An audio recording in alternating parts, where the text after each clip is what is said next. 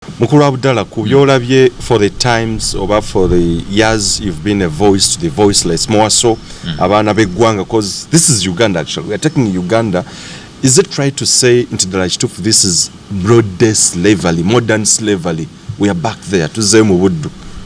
Why I say it is modern-day slavery, it is not any different from, and it is going back to ancient slavery. Yeah.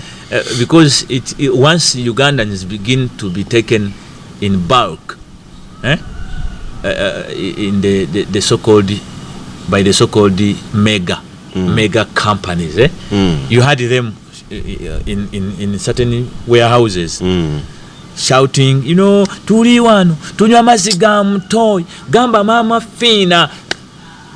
When they are together in a gang, you find the embassies also planning to get shelters to put these distressed ones not to talk but to shut them down, to just shut them down, and they don't shout. They put these workers into these so-called mega companies, which mega companies now you can refer to the biralo, the other cages, ezakolanga mulembe guli nga babatwalira ku njegere. They had no freedom of speech, no telephone, nothing. You could cut you off communication from your family, and they shouldn't ask you. Your family teina kunonya. Era nga bwe kiri olwaleero buli muzadde avaayo n'anoonya owuwe bamushatinga down. Totuleekaanira omwana gy'ali akola. Naye nga n'omwana bw'omubuuza okola ki, agaba naye n'atera okufa. Nsigadde ku njegoyego bwe muba temumpuliza. Bwe nava ewa bossi bwe banyambayambako banziza ku ofiisi, naye olwafunamu akangu bangu bakati baŋŋamba nzirayo, naye naye bagamba nkooye njagala kuddaka. Kwegamba omuntu talina ddembe wabula okukakirwa nga bamugamba nti olina okugimalayo contract kwagala buti. Agendera mu ssanyu lyakukola one have a right to cancel a contract she cannot manage. Uganda Eyenkya. Uganda Eyenkya. Mukulu Abdallah, ku byolabye for the times oba for the years you've been a voice to the voiceless, more so abaana b'eggwanga, because this is Uganda actually. We are taking Uganda. Is it right to say into the Rajtufu this is broad-day slavery, modern slavery? We are back there. Why I say it is modern-day slavery, it is not any different from, and it is going back to ancient slavery. Yeah. Because once Ugandans begin to be taken in bulk, in the so-called, by the so-called mega companies, you had them in certain warehouses shouting, tuli wano tunywa amazzi ga mutoyi gamba mama fina. When they are together in a gang, you find the embassies also planning to get shelters to put these distressed ones not to talk but to shut them down, to just shut them down, and they don't shout. They put these workers into these so-called mega companies, which mega companies now you can refer to the biralo, the other cages, ezakolanga mulembe guli nga babatwalira ku njegere. They had no freedom of speech, no telephone, nothing. You could cut you off communication from your family, and they shouldn't ask you. Your family teina kunonya. Era nga bwe kiri olwaleero buli muzadde avaayo n'anoonya owuwe bamushatinga down. Totuleekaanira omwana gy'ali akola, naye nga n'omwana bw'omubuuza okola ki, agaba naye n'atera okufa. Nsigadde ku njegoyego bwe muba temumpuliza. Bwe nava ewa bossi bwe banyambayambako banziza ku ofiisi, naye olwafunamu akangu bangu bakati baŋŋamba nzirayo, naye naye bagamba nkooye njagala kuddaka. Kwegamba omuntu talina ddembe wabula okukakirwa nga bamugamba nti olina okugimalayo contract kwagala buti. Agendera mu ssanyu lyakukola one have a right to cancel a contract she cannot manage. Where need to be through labor courts compensates, or she's compelled to compensate. Why would you want to force these girls onto contracts? They are tired. First of all, you've frustrated them. Tembawa chance. And you want to continue forcing them, you know, into what they already hate. Omwana nalwala ne mumulaba naye nga bamulinda oba n'aterera mutu muzeeyo. Babaza bwawe batakolera losi. Nkugambye bw'ogenda ku biyumba ebyo gye bakuumira abaana. Buli kiyumba waggulu waliyo ekkomera. Kati tetuzeeyo mu ancient. Buli kiyumba waggulu ekyebyo biwarehouse ebyo bikuuma abaana mu mega company. Kino njagala nkibulire Minister Betty Amongi.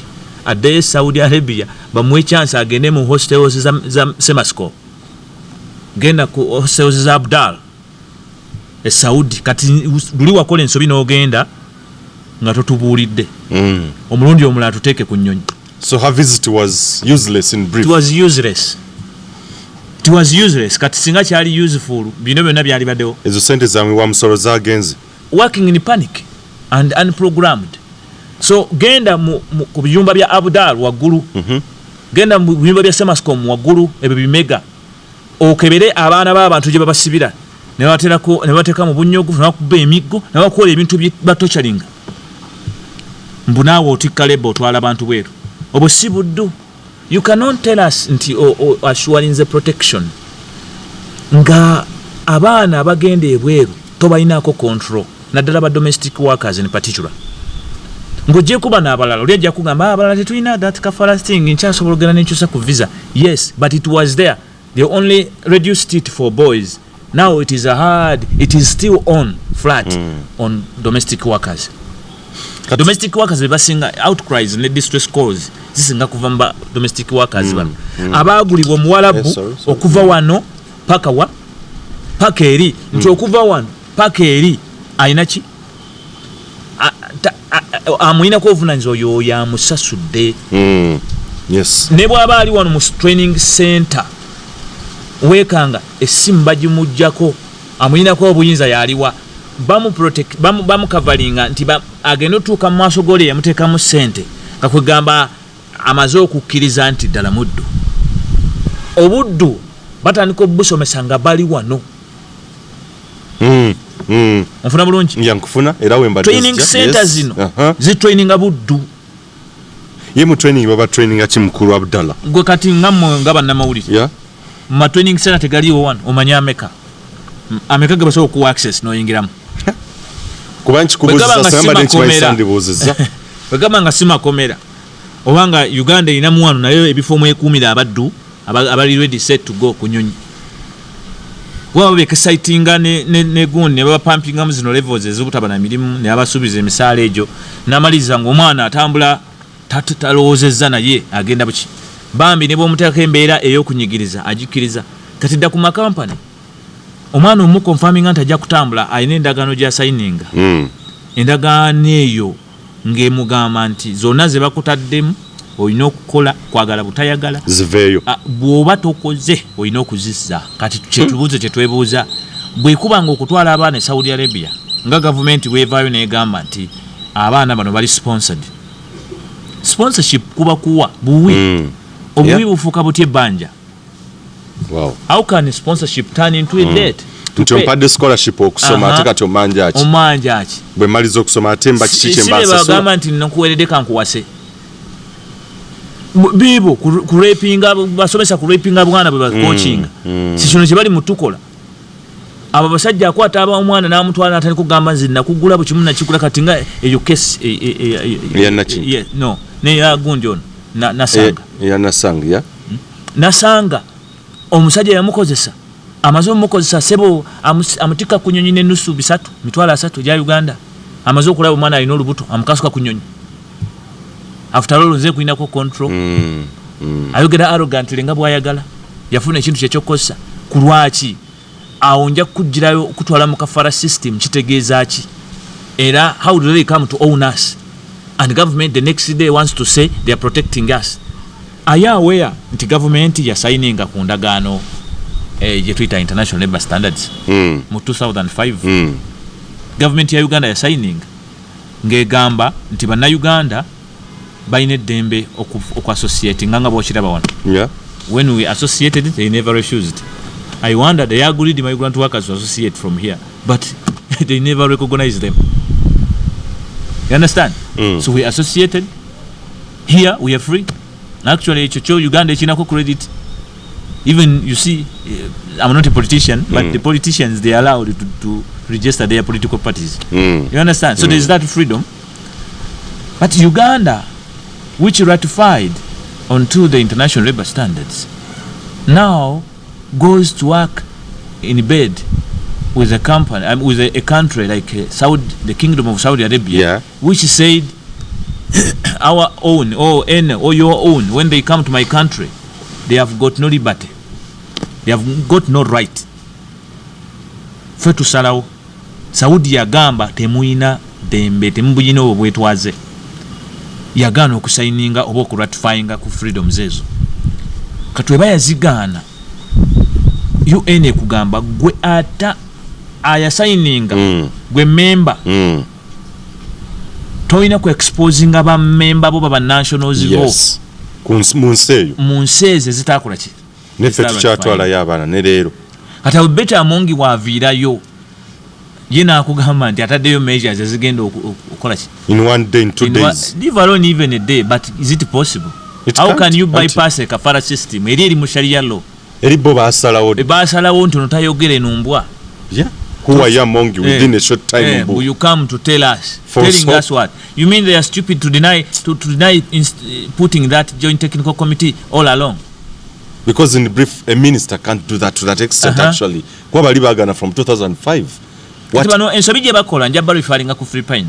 Free pines ina yo ya recognizing first of all zebaita migrant workers union. So there's a free pine migrant workers union, which includes all eri free pine. After including all, the leaders of free pine migrant workers union, because they are migrant workers, they head communities in Saudi from each city. Each city has a community of Philippines, yes, headed by a leader from the migrant workers union, carrying their interests as workers. Okay, tell me what happens. Buli mwana mu Philippine afunye obuzibu abera defended by the leader, not by the embassy officials who are compromised. Yes. Oh, okay. So Philippines they carry diplomatic powers or diplomatic intentions. At the same time, they want to defend workers. What's that? Workers' issues over labor issues carry egos. Zina egos, zina issues. Kati eno otembeta mwanyi ya Uganda bajigule. Saudi tuguleke mwanyi. Saudi atolwanirire bali. Areba kugamba najjuko ovunana Saudi kukwata ku nsigo ya na kintu. Ate najjuko bamuzikayo akati mbuwa embassy ya janebe byonna mu mutwe gwe. My name is Abdallah. I represent the diplomacy. Interest because the representatives from the embassy are compromised. They are confused. At the same time, I know kuolereza omuwala agamente bamurepinze. I know kumuolereza. At the same time, atebabuza Mr. Diplomat. According to this, we have just given you this. We are giving you this. You understand? Echivam ansebula. Chovola abakuriyetinga bilinki. Babuzabuliza abana mu linki mbutufayo nnyo. We are recording distress calls, distress numbers. But these things must be separated. In brief, the Ugandan embassy officials, they are doing nothing down there. They have tried. I acknowledge a few men there who are trying, but in a compromise, working in a compromise. They are swimming in a pool of sugar and salt. They are just there. You know. That's why they have much energy. You know, sugar and salt creates that ringers lactate. You know, it creates a base that is really good for one to get energy. So they are confused. Even when I talk like this, they don't understand. Why am I talking like this? They feel now they should defend their thing. This is safe labor. This is safe labor. Why would the ambassador condemn his export of domestic workers? Their ambassador, the lower officials from the consular and others, they support. They say labor export. You go and ask those ambassadors in UAE. They will tell you they don't support this because they have got no way to protect these workers in houses. And if there is any way to protect these workers in houses, they should be given, kafara should go away. Kafara that keeps them like being in charge of maybe the boss. Omuntu atategeera kigambo ekyo mu Luganda kimunyonyola ekya kafaala takitegeera ye abaliriza obutakitegeera. Kafaala kitegeeza buddu obupya. Buddu oba mu lulimi oluzungu kale kwe kuteekamu sponsorship bakuteekamu basiga nsimbi bakusigamu ensimbi naye olina okumeruka olina okuzza amaki amagoba gwe nno omwana gwe aliyo mu kyalo gwe bakyaziteekamu. Yes, very good. Bazikuteekamu n'emanya gy'olaga ogenda mu buddu olina okukola kyonna ekisoboka okulaba nti ozizza. Mukulu Abdallah we yatubuza ekibuzo kino, who are the beneficiaries? Because twaga tutandike mpola now the companies, the ministries, who are the beneficiaries of this broad day or modern slavery? The beneficiaries of this modern day, number one is government. Yeah. Government ina sente zefuna nga zote manina chazikozesa ndowooza bazita zigenda mu consolidated fund. Consolidated, yeah, trillions and trillions every financial year. Katika tugeze sente za job order. Nabuzaako consulant zino sente za job order muziteekawo. Nangamba those the money go to the matters of national importance. Okay, job order like yebereta. Sente zige ezo ziva mu job orders no job order ngena jikunyonyola. Okay. Naye sente ziva mu job order zigenda ku matters of national importance. My next question was, are we not so important as migrant workers? After remitting over $900 million to this country, are we not any important? They will say there are few numbers of Nachintu who are complaining about Mujemwensi. There are few cases. There are few cases. It's not a matter of a national importance. Oh. But if you were to ask them, can you produce an audit? Let every company give us a report. They fear, they panic to do that because they cannot tell. Others have already been declared dead and lost. Don't ask.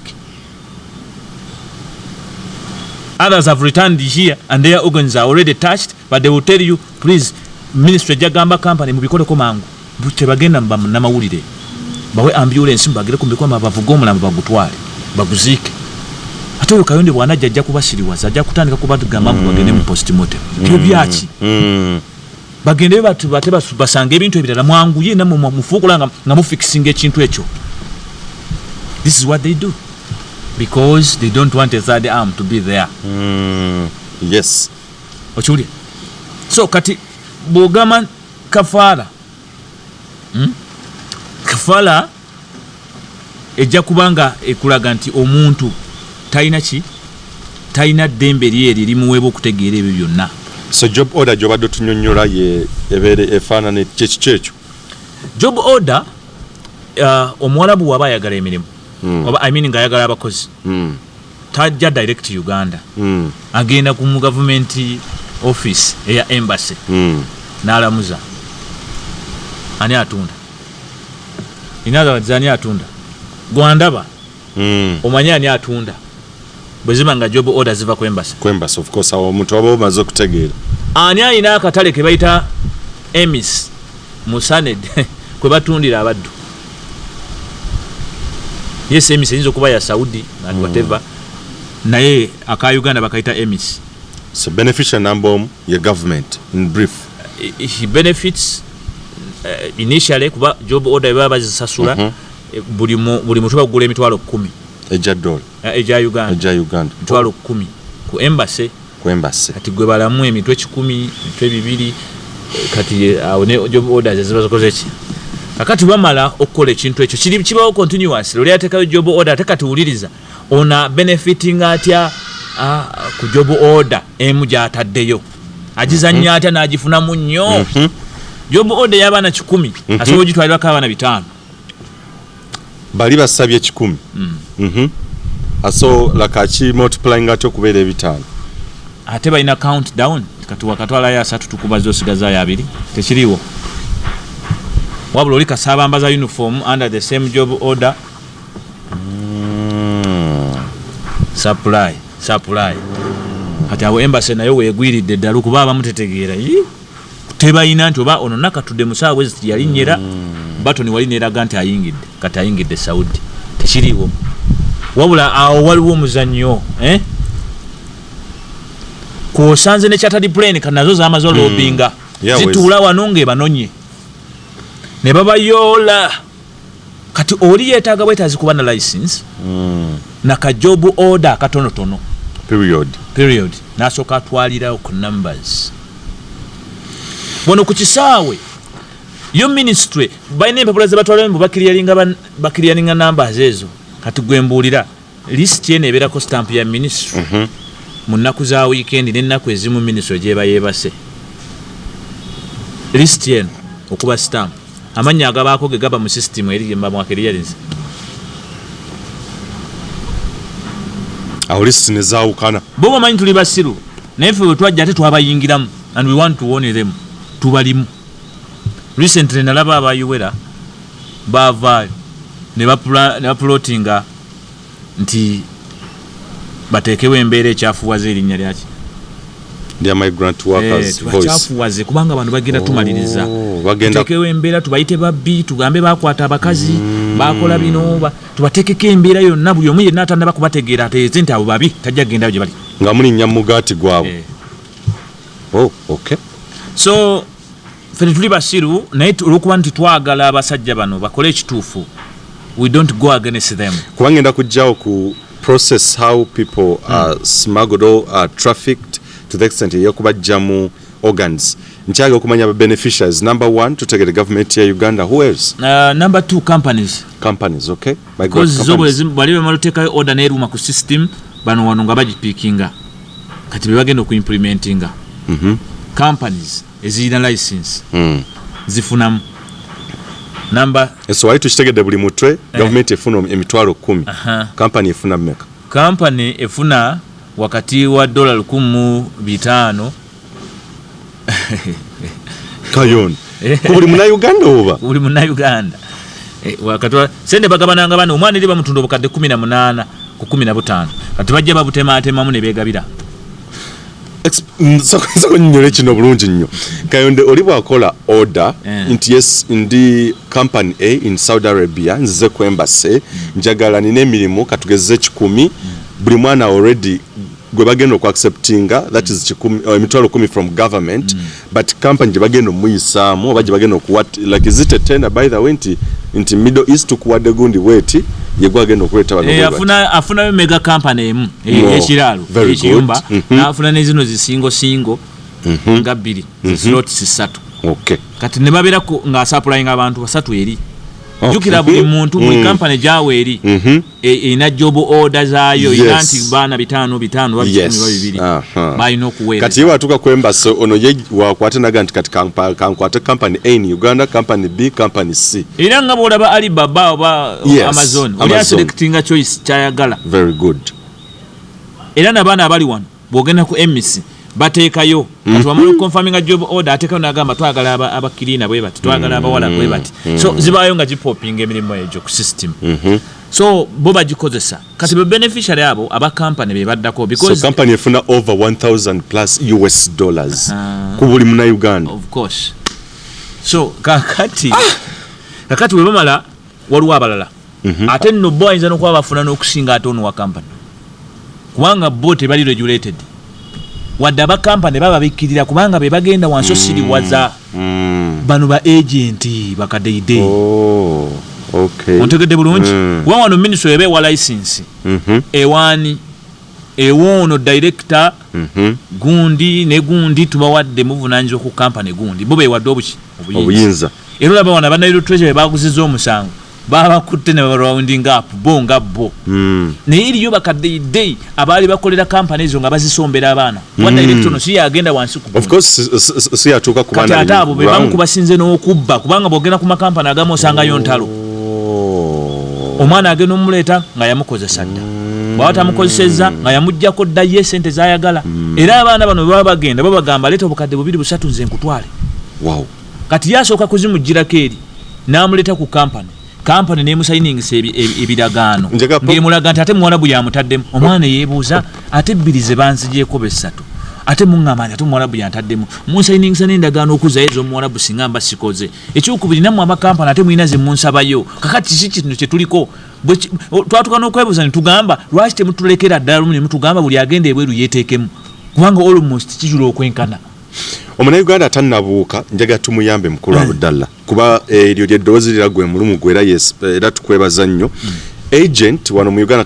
kuba katuvudde eriyo amaze kukola order ye bulungi nnyo eri embassy wali eggwanga then tujja wano embassy eweereza that order to this company kati yo company nekwasa omulimu agent kati ye noonya erina ba agent bayo ne bakadde basenga bakojja kigundi bonna babayo wansi awo mwe muli ab'eŋŋanda wabe balina okukwata omwana ono baba badde musomesa mu nursery school nga bamugamba naye gwe oli musiro sigala wano kati abo batuuze bali within our next community batumanyi batutegeera batumanyira batusiriwaza bamanyi very good nti wamala toyina mulimu lwaki togende ino sente namukakasa bulungi nnyo oba ne bakolako references bamanyi n'okweswapinga ono akuweereza agent munno weeri n'akulaga nti oli yagenda obikolera kukumbe ate yii naye koze ki kati ba agent bano nabo bafuna commission okuva mu makampani ganenagawano aguleeta n'agutundayo sente naye nga tenawe agenda kukuggyako sente yes kati nawe aba yakugyeko dda okiwulira tetuganye nabo tebalina mirimu kuba ba agent abo tebalina mirimu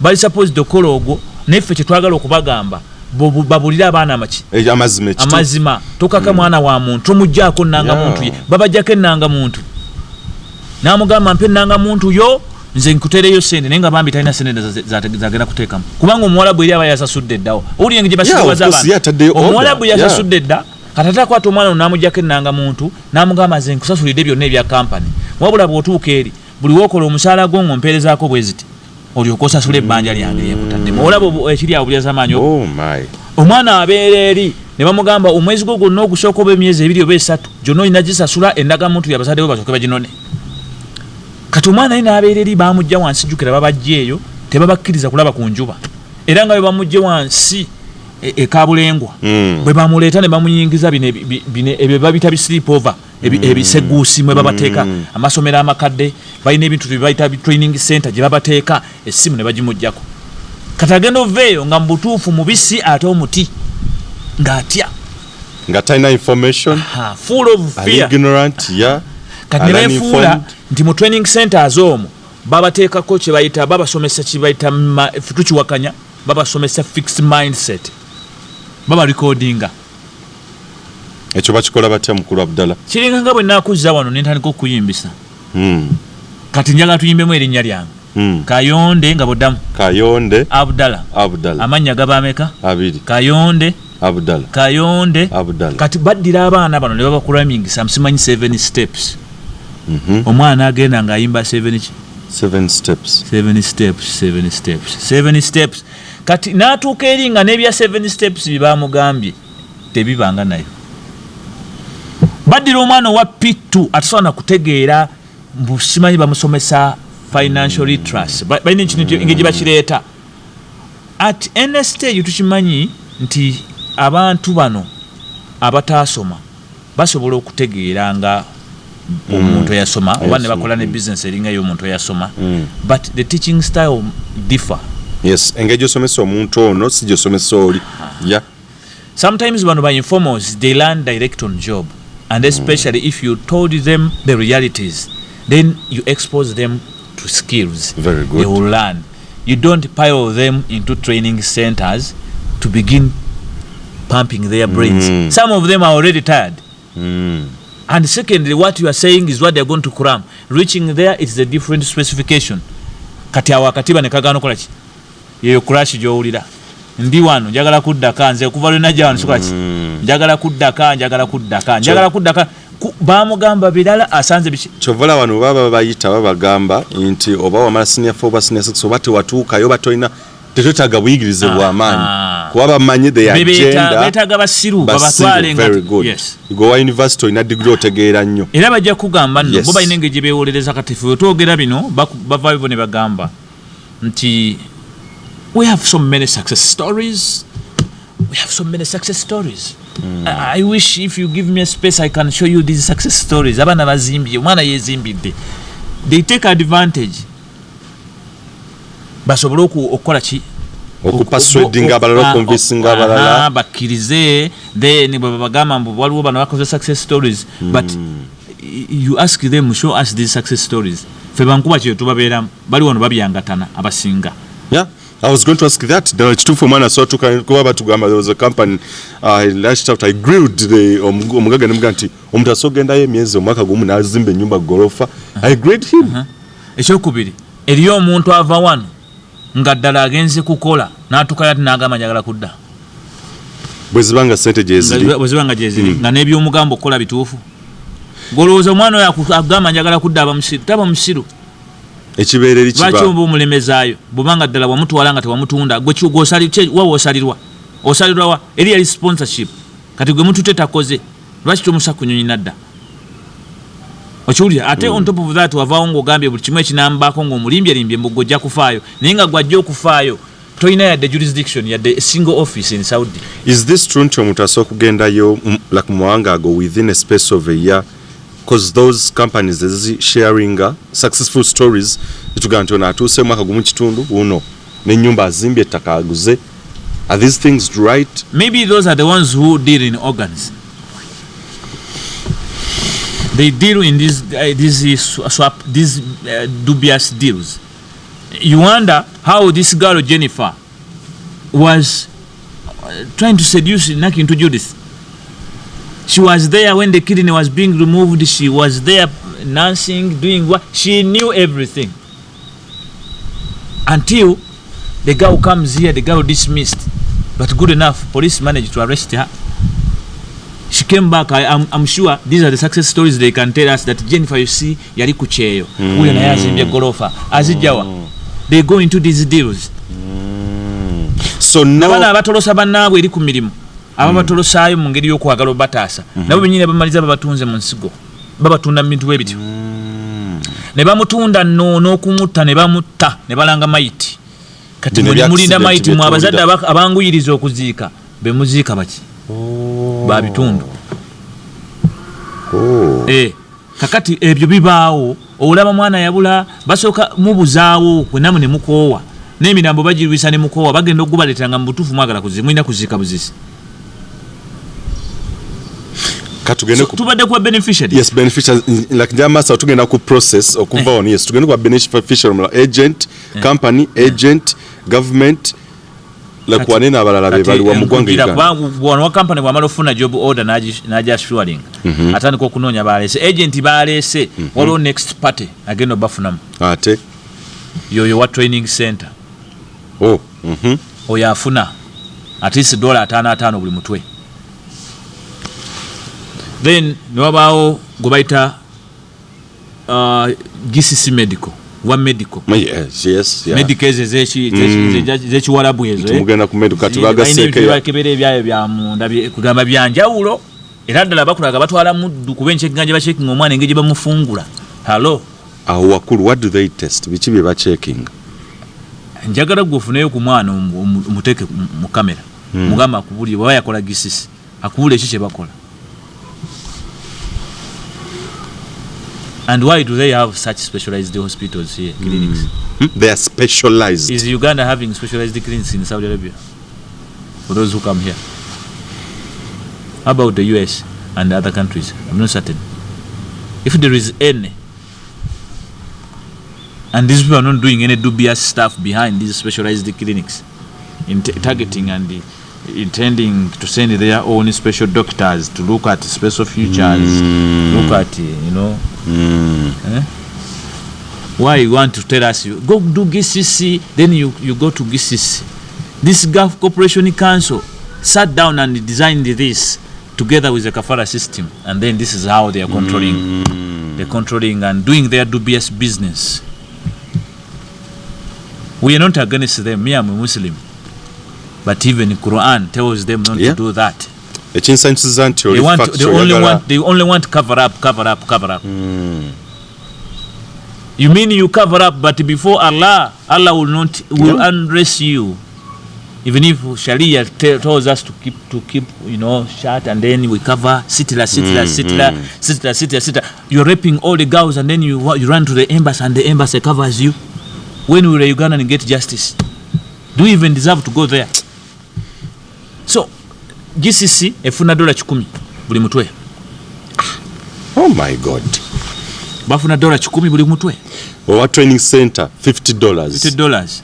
Onafuna buli test oba buli gwagenda kukolako test. Yes. $100. Company zina abantu beziwa emirimu. Era abawulira beewaana, we are employing people here. abatunga uniform unemployment yes, yeah abatunga uniform abaana zola bambala katonda yabaddemu ene ensonga abo t-shirt ndoza n'ekibuyibui mitwalo 10 ekyo t-shirt buli pair olira chain abagitambula n'emitwalo 3 oh my mbuboye uniform yabwe ezo gibagenderamu so awo nabafuna in this industry good locally our GDP maybe like rising up yeah then abafuna waliwo bana bali mu transportinga ababasomba basi bya abamu balina amamotoka gaabwe they are also earning to an extent Uwera association because buli afuluma batwala list ku Uwera ne stampingako basasulayo nawuli yabazikaniramu zasoka kuba $7 buli mutwe ne bazikanya ne zigenda kwana ne beyuzamu ne bakola yufula Uwera ekibawula ne bayita faction money simbi yes yufula Uwera kakati ne bamaliza nga bagamba gundi mwe mwegatte wamu temweyawula kyokate bankuba kyewunyisa onkuletera point bankuba kye bo babawula ona abatwalya mu uniform ya blue oli ya green buli omu ali bibye era tebaagala kuwulirayo kibagatta naye bo abatwala ba block abo beyawulako omulundi gumu ne bakola yufula nakulabira ebikonge nga babayita ati mujina kwawukana omugati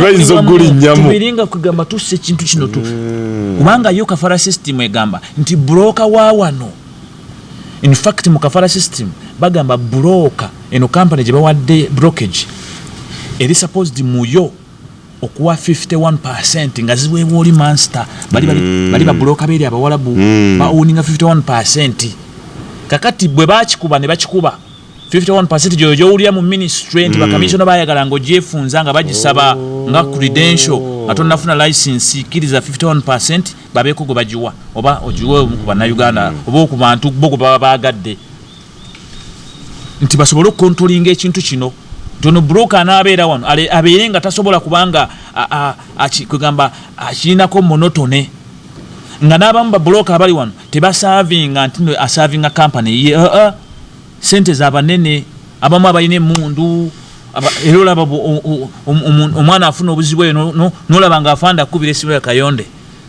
jayo omuliro owulira jayo omuliro kakati ebintu bwe bityo babakolera bali mbisiikirize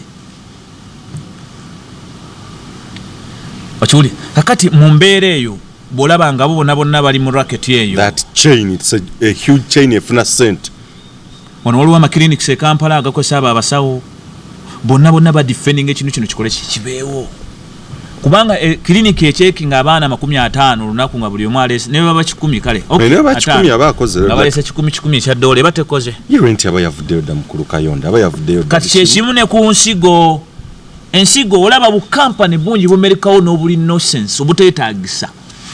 If you are really up to developing this country, your first priority should be how best you can make locals survive and stay here, be employed here with better wages.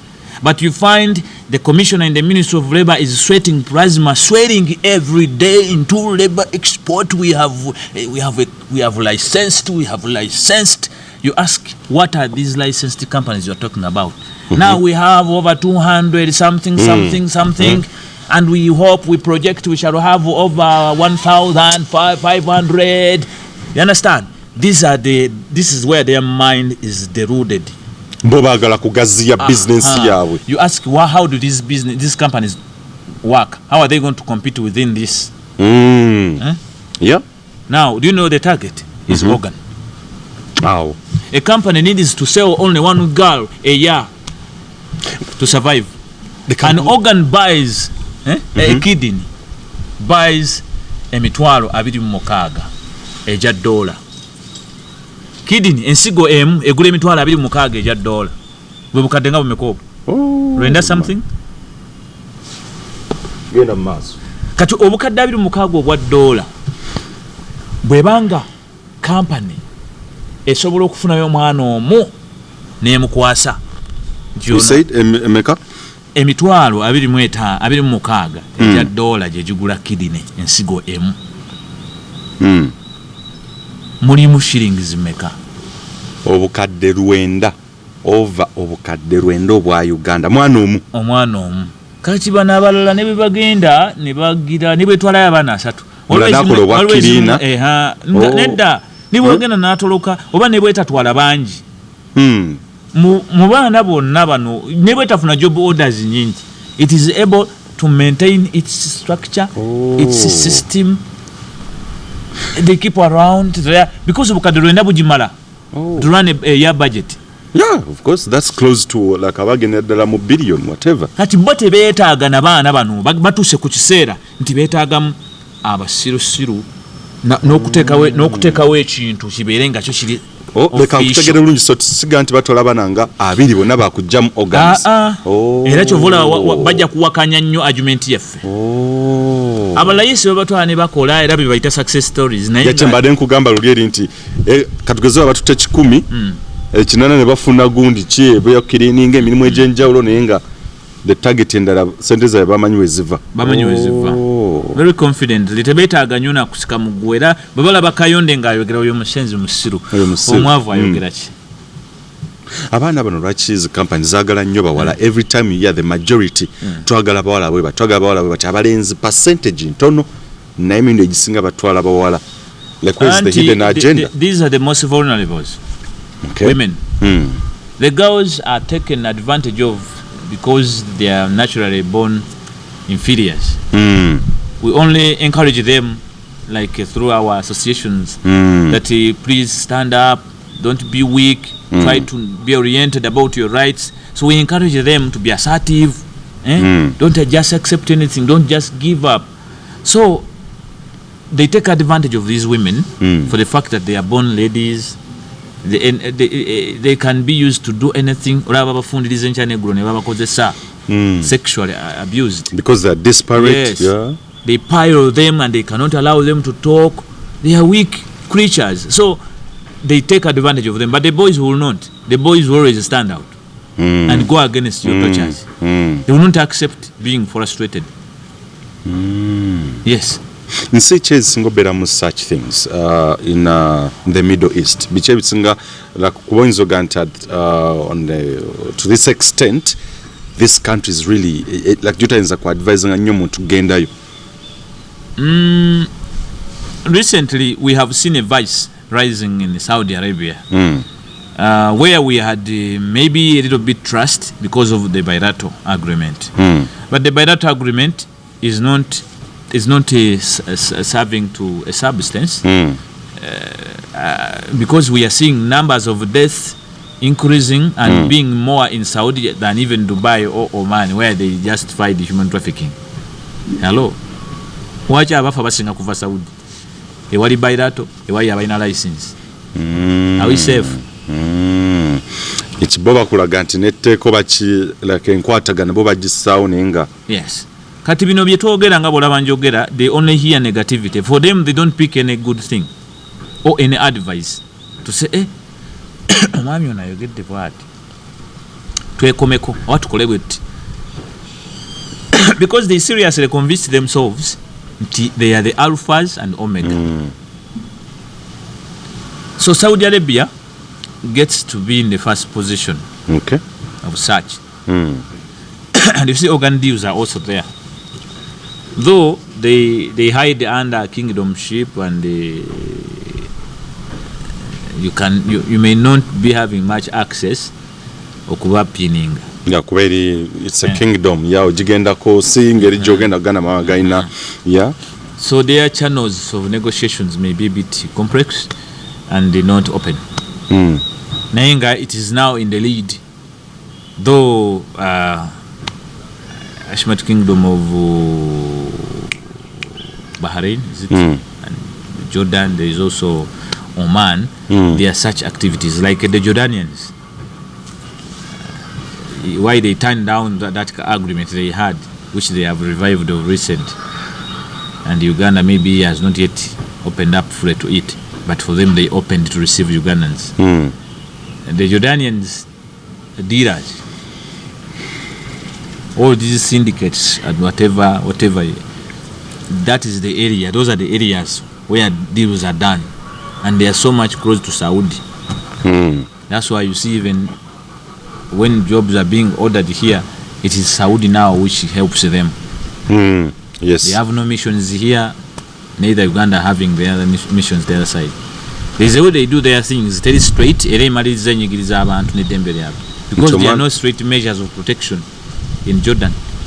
Nchomwana nafuna obuzibu obweko engeri gy'onooyita ogende kizibu. Government has to go through begging to go into their what? Era n'aba Jordanian wano webali mu ggwanga mwebali, but they are dealers. Abalina okutwala abaana baneeri. Okay. Saagala nnyo ene bwekuboogera naye also Egyptians have been seen in this. Katsoke tukole ku nsimbi. Kansoke ne tolemu kantonyo small time tujje tulabe issue how drug like rather human trafficking saako n'abaana bano tuuka okubajja mu ensigo. What happens when they are there? Wenjagala nnyo abasinga omwagala that ordeal Bannayuganda who are trafficked, and at the end of the day their organs are sold at the expense kidding just emitwalo 26 eja $. Kankomewo. Uganda Eyenkya. Uganda Eyenkya.